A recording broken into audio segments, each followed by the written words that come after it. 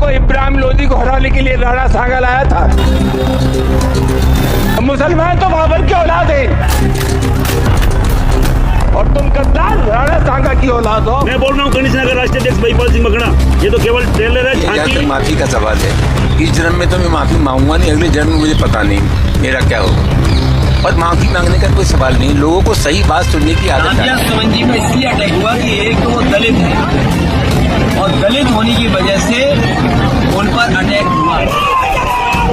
Samajwadi party Eid के बाद पूरे उत्तर प्रदेश में आंदोलन करने जा रही है। इस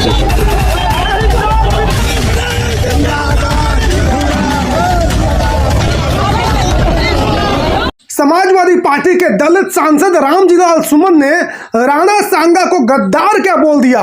इसके बाद से चल रहा विवाद अभी तक रुकने का नाम नहीं ले रहा है।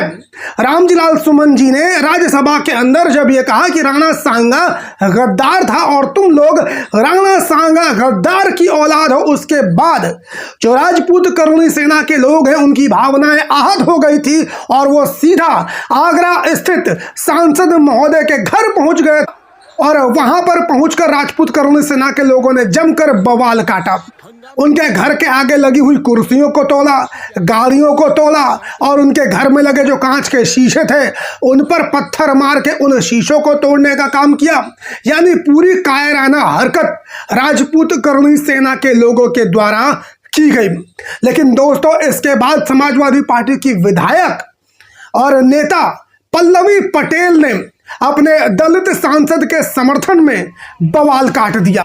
उन्होंने धरना दिया और प्रदर्शन किया और उत्तर प्रदेश की योगी आदित्यनाथ की सरकार से उन्होंने ये मांग की है कि जो भी लोग इस घटना में शामिल रहे हैं, राजपूत करुणी सेना के जितने भी पदाधिकारी हैं जिन्होंने एक दलित सांसद को जान से मारने की धमकी दी, एक दलित सांसद के घर पे पथराव करने का काम किया, एक दलित सांसद की गाड़ियों को तोड़ने का काम किया, उन सभी राजपूत करुणी सेना के लोगों की गिरफ्तारी होनी चाहिए। ऐसी मांग समाजवादी पार्टी के नेता पल्लवी पटेल ने की है और उन्होंने सीधे तौर पे योगी आदित्यनाथ के ऊपर और योगी आदित्यनाथ की सरकार के ऊपर राजपूतवाद फैलाने का आरोप लगाया है। क्योंकि एक राज्यसभा सांसद जो कि दलित समाज से आते हैं, उनके घर पर योगी आदित्यनाथ के जाति के लोग पहुंच जाते हैं और गुंडागर्दी करने का काम करते हैं।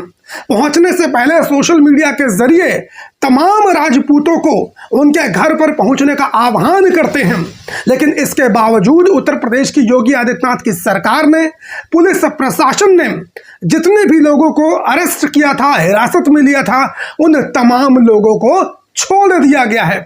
किसी भी प्रकार की कोई भी कार्रवाई उनके ऊपर नहीं की गई है और इसीलिए पल्लवी पटेल ने योगी आदित्यनाथ के ऊपर, योगी आदित्यनाथ के सरकार के ऊपर राजपूतवाद का आरोप लगाया है। सिर्फ इतना ही नहीं, अखिलेश यादव के चाचा और राज्यसभा सांसद रामगोपाल यादव जी भी सांसद महोदय के घर आगरा पहुंचे और उन्होंने भी खुले तौर पे चेतावनी दे दी है उत्तर प्रदेश की योगी आदित्यनाथ की सरकार को कि अगर तुम अपने जाति से आने वाले राजपूत करुणी सेना के लोगों के खिलाफ किसी प्रकार की कोई कार्रवाई नहीं करते हो तो हम अपने दलित सांसद के समर्थन में पूरे प्रदेश के अंदर आंदोलन करेंगे। रामगोपाल यादव ने यह साफ कर दिया है। समाजवादी पार्टी ईद के बाद पूरे उत्तर प्रदेश में आंदोलन करने जा रही है इस इशू को लेके। रामजीलाल सुमन के ऊपर हमला हुआ है। अगर रामजीलाल सुमन दलित न होते, अगर उन्हीं की बिरादरी के होते तो हमला करते ही लोग। ये पूरे पीडीए पर और दलित समाज के ऊपर हमला है। समाजवादी पार्टी इसको किसी कीमत पर बर्दाश्त नहीं करेगी। दोस्तों, यहाँ पर गौर करने वाली बात यह है कि एक तरफ तो योगी आदित्यनाथ की सरकार अपने जाति से आने वाले राजपूत करुणी सेना के लोगों का समर्थन कर रही है, तो इसीलिए जितने भी SC ST OBC समाज के लोग हैं उन्हें भी अब दलित सांसद रामजीलाल सुमन के समर्थन में सड़कों पर उतरना ही चाहिए। क्योंकि संसद के अंदर रामलाल जी सुमन ने जो भी वक्तव्य दिया है उसमें कहीं से भी कोई भी ऐसी बात नहीं कही है जिससे कि उनके घर के ऊपर इस तरह से पथराव किया जाए। उन्होंने सिर्फ वही बातें कही हैं जो इतिहास के पन्नों में दर्ज है, जो इतिहासकार मानते हैं। बहुत सारे इतिहासकार, मैंने आप सभी लोगों को बताया, इस बात की तस्दीक करते हैं कि राणा सांगा ही वो शख्स थे जिन्होंने दौलत खां लोधी के साथ मिलकर इब्राहिम लोधी को हराने के लिए बाबर को भारत पर आक्रमण करने का न्योता दिया था। बाबरनामा में भी बाबर ने इस बात का जिक्र किया है और यही बातें अगर दलित सांसद रामजीलाल सुमन ने संसद के दौरान कही है, संसद के अंदर से कही है, तो इसमें क्या गलत कहा उन्होंने और क्यों उनके घर पर इस तरह से पथराव होना चाहिए, क्यों उनको डराना चाहिए। लेकिन दोस्तों, दाद देनी पड़ेगी रामजीलाल सुमन की।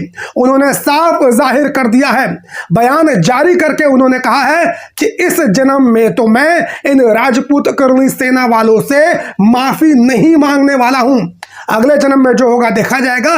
लेकिन इस जन्म में तो रामजीलाल सुमन ने माफी मांगने से साफ इनकार कर दिया है। देखिए, जहाँ तक माफी का सवाल है, इस जन्म में तो मैं माफी मांगूंगा नहीं, अगले जन्म में मुझे पता नहीं मेरा क्या होगा।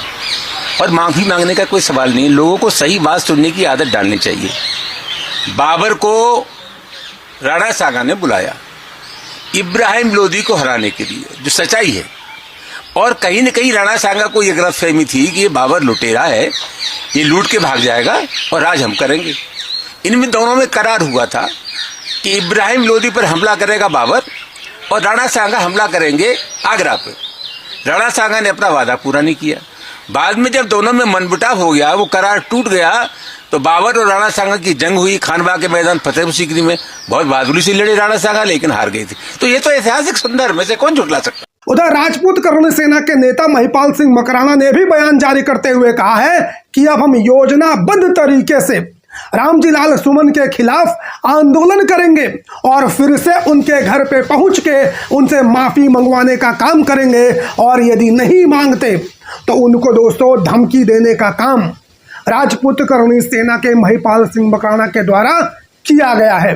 तो अब दोस्तों, एक तरफ SC ST OBC समाज के लोग खड़े हैं और दूसरी तरफ राजपूत करनी सेना के लोग और उनका समर्थन करते हुए तथा कथित सवर्ण समाज के लोग, क्योंकि इस पूरे मुद्दे के अंदर जो बीजेपी है वो राजपूत करनी सेना के लोगों का समर्थन कर रही है।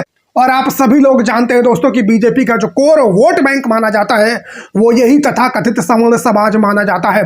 तो पूरा तथाकथित सवर्ण समाज राजपूत करनी सेना के साथ खड़ा है और इसीलिए अभी आवश्यक हो जाता है कि इस देश का जितना भी 85% जनता है, जिसमें SC ST OBC और माइनॉरिटी के लोग आते हैं, उन सबको इस दलित सांसद रामजीलाल सुमन जी के समर्थन में खड़ा होना पड़ेगा।